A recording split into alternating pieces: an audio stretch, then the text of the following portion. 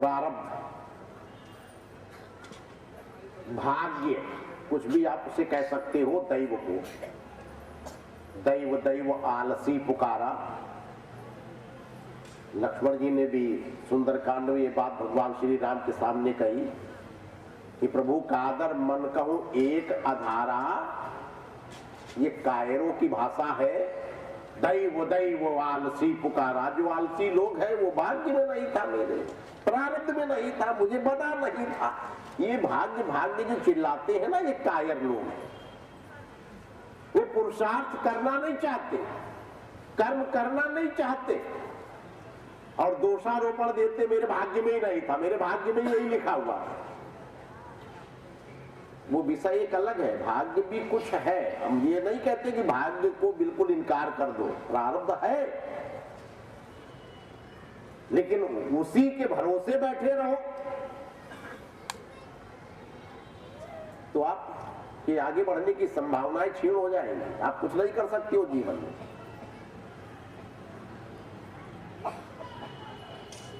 श्री लक्ष्मण जी ने जो बात कही दैव दैव आलसी पुकारा, तो ये गलत नहीं कहा, वो ठीक कहा उन्होंने। हम भाग्यवादी हैं, भाग्य लिए बैठे हैं। कुछ लोग पुरुषार्थवादी हैं, वो भाग्य को इनकार करते हैं। लेकिन दोनों का तालमेल बिठाने की कला कुछ बिरले लोगों में है, जो प्रारब्ध और पुरुषार्थ को मिलाकर आगे अपने लक्ष्य की ओर बढ़ चलते हैं। और केवल जो एक ही पहलू पकड़ के बैठा हुआ है, क्योंकि दूसरा पहलू उसे नजर नहीं आता। ये प्रारब्ध और पुरुषार्थ एक सिक्के के दो पहलू है। एक सिक्का होता ना, क्वाइंस, उस सिक्के में दो पहलू होते हैं। हम लोग अपने ग्रामीण भाषा में कभी बचपन में सिक्का उछालते थे, एक खेल खेला करते थे और ये शर्त लगाते थे, बोलो सन आएगा कि मक्खी। यानी जो पीछे साइड में तस्वीर छपी होती थी उसको हम लोग मक्खी बोला करते थे बचपन में अपनी भाषा में। आप लोग जो भी बोलते रहे हो, हमें नहीं पता आपकी भाषा। और जिसमें सन संवत लिखा होता था, 1990 का सिक्का है, 1980 का सिक्का है, तो इस पहलू को हम लोग सन बोलते थे। और जिसमें अशोक की लाठ या पहलू जो पीछे छपा हुआ है उसको हम लोग मक्खी बोला करते। अब सिक्का उछाल के हम लोग खेल खेलते थे, बचाओ सन आएगा कि मक्खी। अब दो पहलू है, दोनों पहलू एक साथ कभी किसी को दिखते तो है नहीं। जब सन दिखेगा तो मक्खी वाला पहलू पीछे आ जाएगा, वो देख नहीं पाओगे आप। जब मक्खी वाले पहलू को आप फ्रंट पे लाओगे, अपने सामने लाओगे, तो सन वाला पीछे चला जाएगा।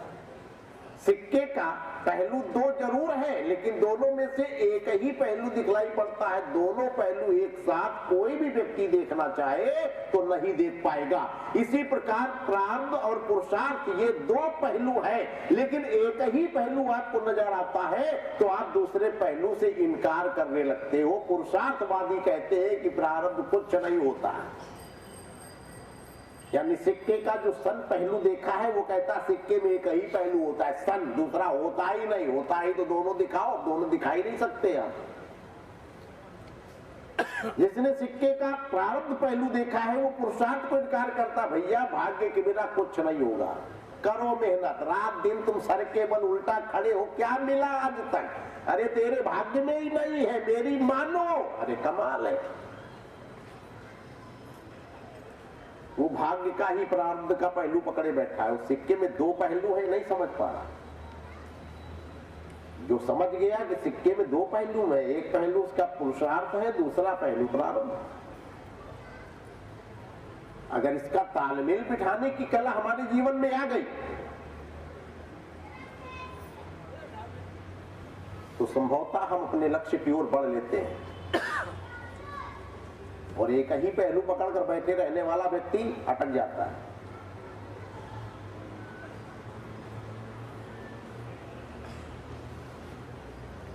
इसीलिए तो लक्ष्मण जी ने कह दिया, अब यहां दो पहलू हैं। विभीषण जी जो है वो दैव दैव वाले हैं।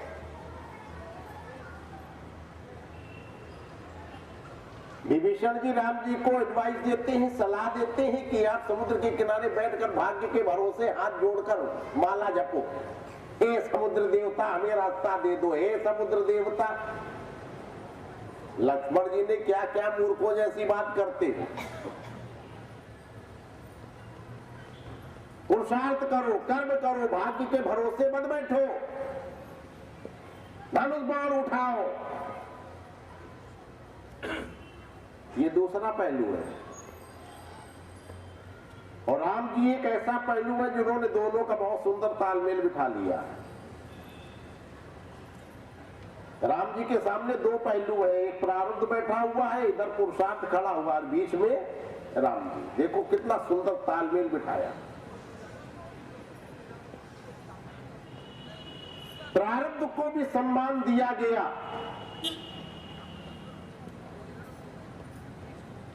और आश्वासन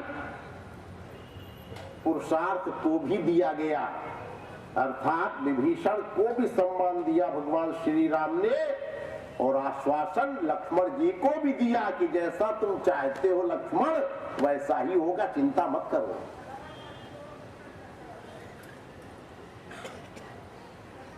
और भगवान राम ने किया क्या, वो तो बीच की कंडीशन में है, तो बैठ गए साहब प्रार्थना करने के लिए विभीषण की बात पर। अगर वो ऐसा नहीं करते तो ये प्रारब्ध और पुरुषार्थ एक दूसरे से मिल नहीं सकता था। इतनी दूरी थी विभीषण जी के विचारधारा में और लक्ष्मण जी की विचारधारा में कि दोनों एक दूसरे से विपरीत दिशा की ओर खड़े थे। लेकिन जब श्री राम ने विभीषण जी के विचारों का सम्मान करते हुए समुद्र के किनारे हाथ जोड़कर अपने को बैठना स्वीकार किया, तो सही मायने में विभीषण आज समर्पित हुआ है श्री राम के आगे। उसने देखा धन्य है प्रभु, श्री राम जी के सामने दो व्यक्ति खड़े हैं, एक श्री राम जी के प्रबल शत्रु का छोटा भाई विभीषण और एक उनका सगा छोटा भाई लक्ष्मण। अगर आपके सामने ऐसी परिस्थिति पैदा हो जाए तो आप किसका साथ देंगे? ईमानदारी से बताओ, आपके सामने आपके दुश्मन का भाई खड़ा हो, एक तरफ आपका सगा भाई खड़ा हो, आप किसकी मानोगे? दुश्मन के भाई की कि अपने सगे भाई की? अपने भाई। लेकिन राम जी ने किसकी मानी है? दुश्मन के भाई की। अपने सगे भाई पर पूरा भरोसा है, वो आजमाया हुआ है, वो परीक्षित है, वो थोड़ी देर के लिए मुंह बिचका के बैठ सकता है, उसको हम मना लेंगे। लेकिन ये अगर छटक गया तो इसके अंदर तो पहले से ही भ्रांति भरी हुई है कि मैं दुश्मन का भाई हूं। हम पर इतना भरोसा नहीं कर सकता कोई आदमी।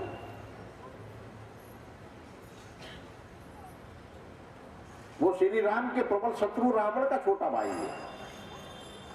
वो कहता प्रार्थना करो, उसमें कोई चाल हो सकती है, वो फंसा सकता है राम जी को। वो क्या साठ काट करके रावण से आया हो। और उनका सगा भाई कहता धनुष बाण उठाओ और दुश्मन का भाई कहता नहीं नहीं प्रभु आप तो हाथ जोड़ के प्रार्थना करो। लेकिन अपने शत्रु के भाई की बात मानकर भगवान हाथ जोड़कर बैठ गए। ये है तालमेल बिठाना। आप ध्यान देना, प्रारब्ध और पुरुषार्थ जिनमें इतनी दूरी थी, दोनों को कैसे मिलाते हैं भगवान राम। वो बीच का केंद्र बिंदु है।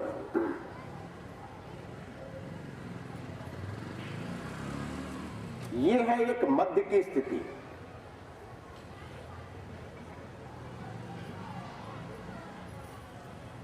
ये है आसक्ति और विरक्ति के बीच की स्थिति, जिसे आप कह सकते हैं अनासक्ति।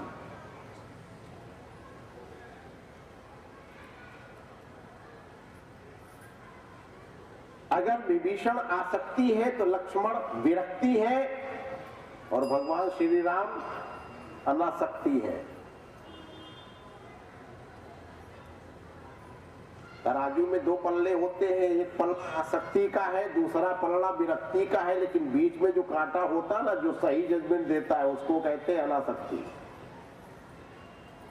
वास्तविक निर्णय किसका होता है? बीच वाले का, उस कांटे का। यही है कूटस्थ ब्रह्म, तटस्थ ब्रह्म। हम एक एक पल्ले को पकड़ लेते हैं। हम किसी वस्तु में आसक्त थे, क्या करें महाराज, हम अपने पत्नी बच्चों में बहुत आसक्त हैं। तोड़ छाड़ के जंगल में चले जाओ, विरक्त बन जाओ, सन्यासी हो जाओ, बाबा जी बन जाओ, कल्याण होगा तुम्हारा। हम विरक्त हो गए, लेकिन वहां भी कल्याण नहीं। तुम आसक्त से सीधे छलांग मार कर विरक्त हो गए। आसक्त और विरक्त तो दोनों एक ही बात है, इन दोनों में अंतर तो वही नहीं कुछ। आसक्ति और विरक्ति ये दोनों एक ही माँ बाप की संतान है। जब एक ही माँ बाप से पैदा हुए तो उनमें अंतर नहीं हो सकता। ये दोनों भाई भाई है। आसक्ति का जन्म जिससे हुआ है, विरक्ति का भी जन्म उसी से ही हुआ है। हमारी आसक्ति थी धन दौलत में। आसक्ति हमारी कहां से जन्म लेती है? धन दौलत से। हमें विरक्ति हो गई, हम उसे छोड़कर जंगल में भाग गए। हमारी विरक्ति का जन्म कहां से हुआ? उसी धन दौलत से। आसक्ति का पिता भी धन था, उस विरक्ति का पिता भी धन हुआ। हमारी आसक्ति सुंदर पत्नी में थी। हमारी आसक्ति कहां से पैदा हुई? सुंदर पत्नी से। हमें अचानक विरक्ति हो गई, हम जंगल भाग गए उसे छोड़कर। तो विरक्ति कहां से पैदा हुई? सुंदर पत्नी से। दोनों को जन्म देने वाला तो एक ही है। जहां से आसक्ति पैदा हुई थी वहीं से विरक्ति पैदा हुई, इसलिए इन दोनों में अंतर कोई नहीं है। दोनों भाई भाई हैं। ये दिखने में दो आपको लगेंगे। आप दो बिंदु रखो, उन दोनों बिंदुओं के बीच में एक रेखा मिला दो। एक बिंदु उत्तरी ध्रुव, नॉर्थ पोल, दूसरा बिंदु दक्षिणी ध्रुव, साउथ पोल। ये बिंदु आसक्ति, वो बिंदु विरक्ति। लेकिन इन दोनों बिंदुओं को मिलाने वाली जो रेखा है ना बीच की, वो एक ही है। एक व्यक्ति नॉर्थ पोल पे खड़ा है, एक साउथ पोल पे खड़ा है। ये आसक्त है, वो विरक्त है। दोनों एक दूसरे की पीठ किए खड़े हैं। लेकिन जब आप नीचे बेस, उनका आधार देखोगे तो आप देखोगे दोनों एक ही लकीर पर खड़े हैं। वो लाइन एक है। इसलिए ना सही निर्णय वो ले पाएगा, ना सही निर्णय ये ले पाएगा। सही निर्णय कौन ले पाएगा? अनासक्त। इसलिए भगवान कृष्ण अर्जुन से कहते हैं कि तस्माद अनासक्त भवार्जुन। इसलिए हे अर्जुन, ना तो तू आसक्त बन, ना ही तू विरक्त बन। तो क्या बने प्रभु? मैं राज्य से आसक्ति छोड़कर सन्यासी बनना चाहता हूं। नहीं, गंदी बात है, ये गलत बात है। तुम वहां विरक्ति पर जाने के बाद भी तुम सही निर्णय नहीं ले पाओगे। तो क्या आप बनाना चाहते हो? मैं तुम्हें अनासक्त बनाना चाहता हूं। ये बीच की स्थिति, कूटस्थ तटस्थ, वही खड़े रहो। ना संसार में चिपकने की जरूरत है, ना संसार से भागने की जरूरत है। बीच में रहोगे, बहुत अच्छा निर्णय आएगा।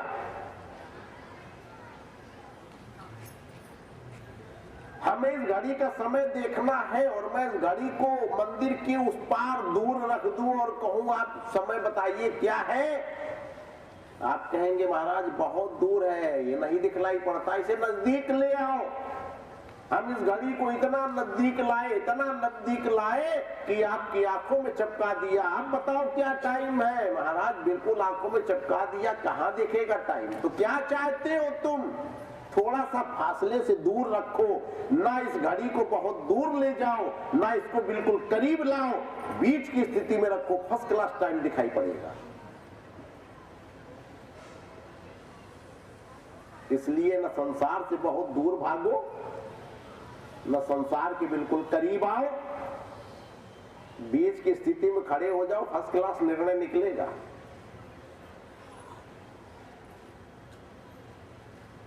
भगवान श्री राम वही तो कर रहे हैं, वो बीच में खड़े हैं।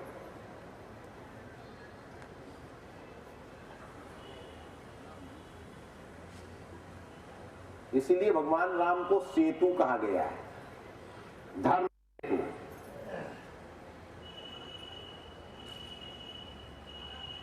नदी के दो किनारे होते हैं, आपने देखा होगा, और ये नदी के दोनों किनारे अनादिकाल से विपरीत दिशाओं में भागते हैं।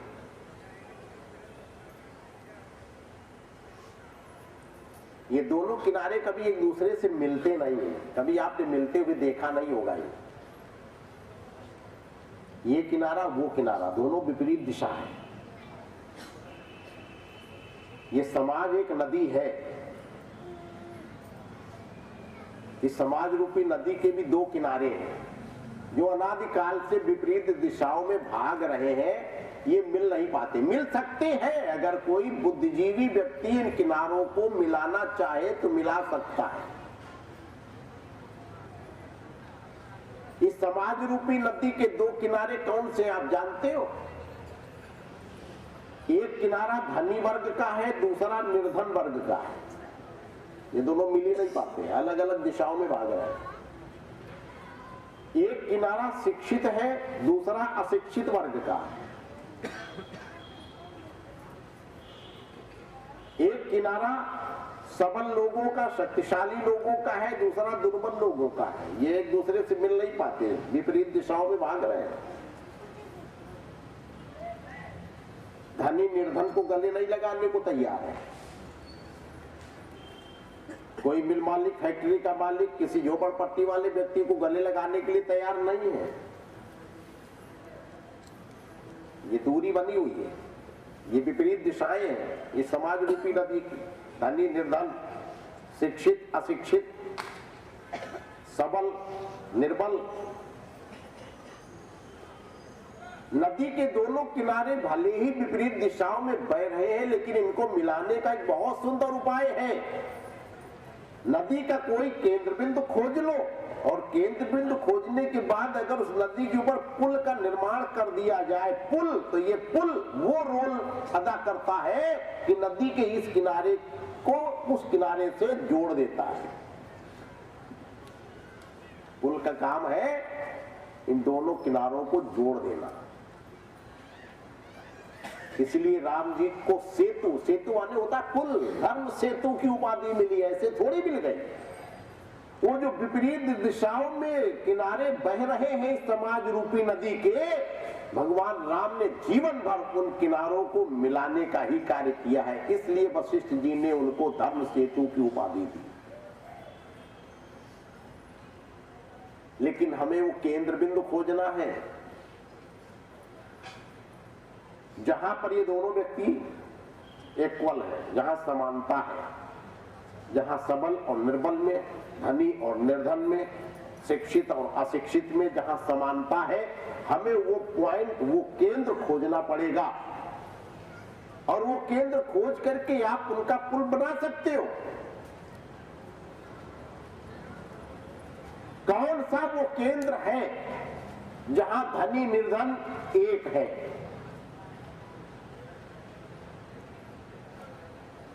और आपका ध्यान न पहुंच पा रहा हो तो मैं बता दूं, वो केंद्र है भूख। भूख एक ऐसा केंद्र बिंदु है जो धनी व्यक्ति को भी भूख लगती है, निर्धन को भी लगती है, शिक्षित आदमी को भी भूख लगती है, अशिक्षित को भी लगती है, सबल को भी लगती है, दुर्बल को भी लगती है। ये ऐसा केंद्र बिंदु है, अगर इस केंद्र बिंदु को पकड़कर आप दोनों किनारों को पुल बना के मिलाओ, मिल जाएंगे।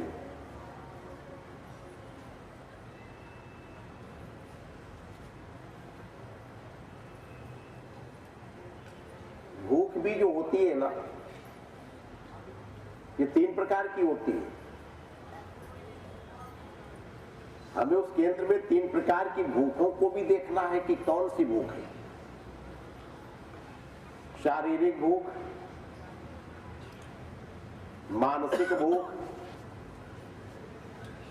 बौद्धिक भूख। ये 3 प्रकार की भूख है। शारीरिक भूख तो वो भूख है जो हम शरीर की तृप्ति के लिए खाद्यादिक पदार्थ, फल फ्रूट, रोटी दाल सब्जी जो भी खाते हैं, ये शरीर की भूख को मिटाने के लिए खाते हैं।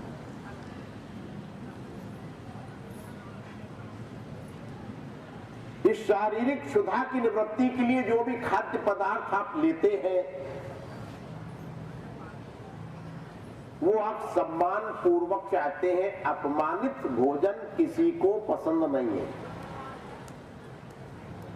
अगर एक अगले भिखारी को भी आप फेंक कर रोटियां दो तो वो भी एक बार नाक बहुत सिकोड़ेगा, ए महाराज क्या करते हो, ऐसे रोटी देते हैं कुत्तों जैसा फेंक कर, क्या समझ रखा है आपने हमें। उसका भी एक सम्मान है। भोजन चाहे अपमान से मिले या सम्मान से मिले, वो आपकी शारीरिक भूख को मिटा देगा।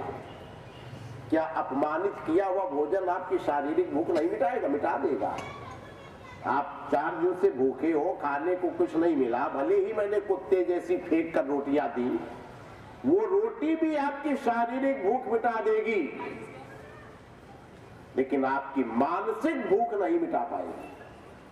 ये मन में जो सम्मान पाने की अभिलाषा होती है हर व्यक्ति के अंदर, इसी को कहते हैं मानसिक भूख। शारीरिक भूख तो मिट जाएगी, लेकिन मानसिक भूख नहीं मिटेगी। मन में सम्मान पाने की जो लालसा है, इसको कहते हैं मानसिक भूख। तीसरी होती है बौद्धिक भूख। इस सृष्टि में अनेक सारे रहस्य हैं। अनादिकाल से मानो इस ब्रह्मांड की गुत्थियों को, इनके रहस्यों को खोलने का प्रयास कर रहा है। आज भी लगा हुआ है। आज भी व्यक्ति अपने को नहीं रोक पाता, उस अज्ञात में प्रवेश करना चाहता है। चंद्रलोक, सूर्यलोक, पता नहीं कौन कौन से लोग, उस अज्ञात में भी वो प्रवेश कर लेना चाहता है, जिसके विषय में वो कुछ नहीं जानता। इतने रहस्य भरे हुए हैं सृष्टि में, इनको तो वो जान नहीं पा रहा है, लेकिन उस अज्ञात में भी घुसना चाह रहा है। ये क्यों है जानते हैं आप? ये व्यक्ति की बौद्धिक भूख है, उसको मजबूर करती है। वो विवश है। ये 3 प्रकार की भूख है, शारीरिक भूख, मानसिक भूख और बौद्धिक भूख। और तीनों प्रकार की भूख हर व्यक्ति में होनी चाहिए। श्री रामचरितमानस यही दर्शाती है हमें। आप इसके चरित्रों में पढ़कर देखेंगे कितने ऐसे पात्र आपको मिलेंगे कि श्री रामचरितमानस में, जो बहुत लंबे समय तक गोस्वामी तुलसीदास जी ने इन भूखे वानरों का चरित्र वर्णन किया है। माता जानकी जी की खोज में जब वानर निकले हैं, तो आपने कितने वानरों को वहां भूखा देखा होगा, और इस भूख को कितनी दूर तक तुलसीदास जी हमारे संत शिरोमणि खींच कर ले गए हैं। आप देखिएगा सुंदरकांड में कहां तक ये भूख चला गया। इतना लंबा भूख का विषय खींचा उन्होंने। संपाति को भूखा बैठा दिखाया, सुरसा को भूखा दिखाया, सिंधिका को भूखा दिखाया, लंकनी को भूखा दिखाया, और आखिर में जाते जाते हनुमान जी भी वही भूख भूख चिल्लाने लगे कि सुनहु मात मोहि अतिशय भूखा।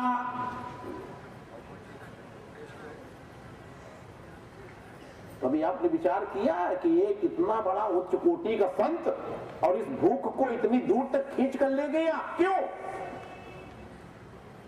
ये कोई मामूली भूख है?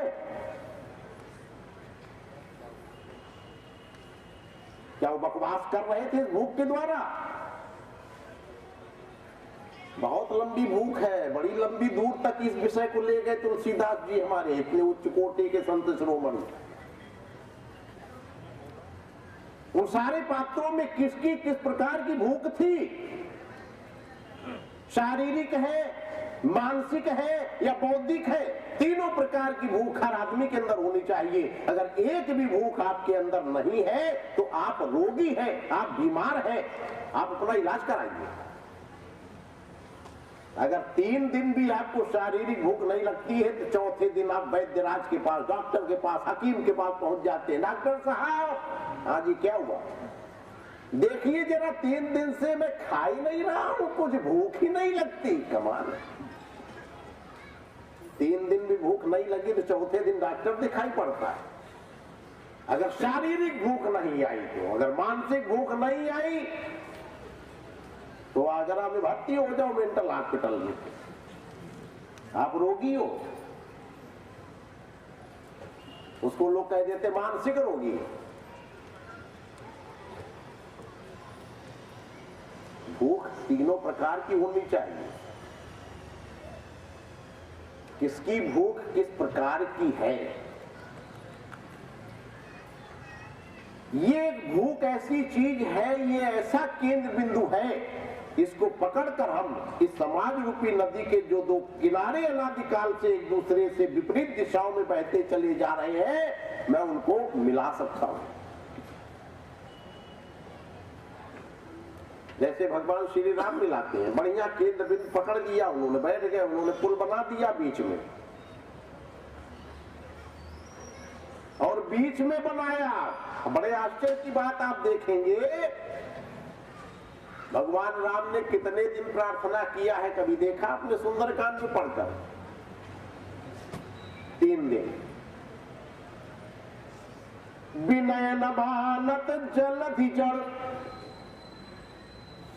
गए 3 दिन बीत, बोले राम सकोप तब, बिनु भय होई न प्रीत। विनय न मानत जलधि जड़, गए 3 दिन बीत। 3 दिन बीत गए।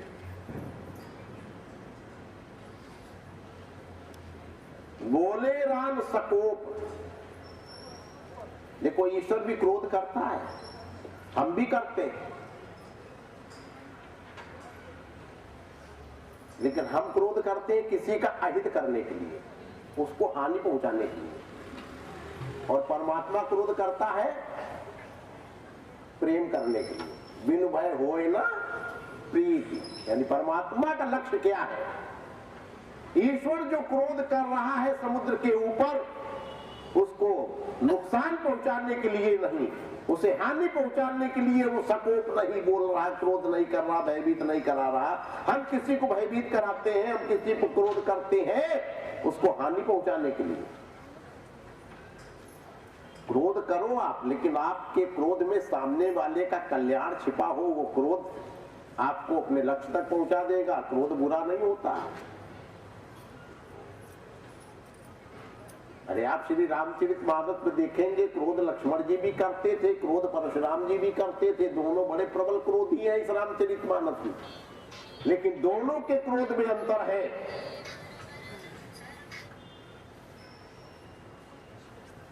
यही विकार अगर हमारे पॉजिटिव होंगे, विधायक होंगे, तो ये विकार हमें हमारे लक्ष्य तक पहुंचाने में सहायक होंगे, और यही विकार अगर हमारे लिए निषेधात्मक होंगे, नकारात्मक होंगे, निगेटिव में होंगे, तो यही विकार हमारे पतन का कारण बनेंगे।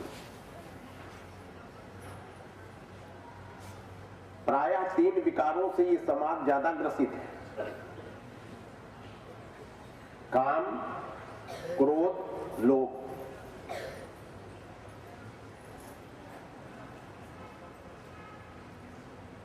ये विकार ज्यादा है, और इन विकारों की एक दिशा है,